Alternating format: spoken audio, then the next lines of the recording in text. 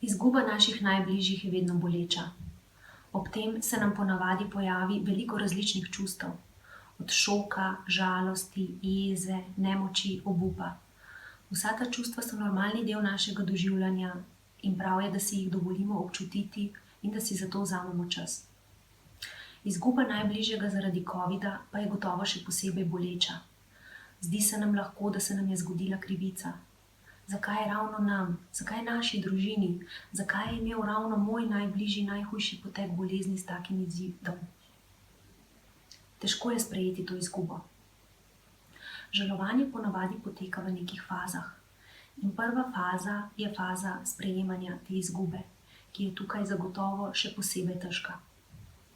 Kljub temu pa je potrebno živeti naprej in se premakniti na naslednje faze, ki nekako vključujejo prilagajanje na novo realnost brez te osebe v njej.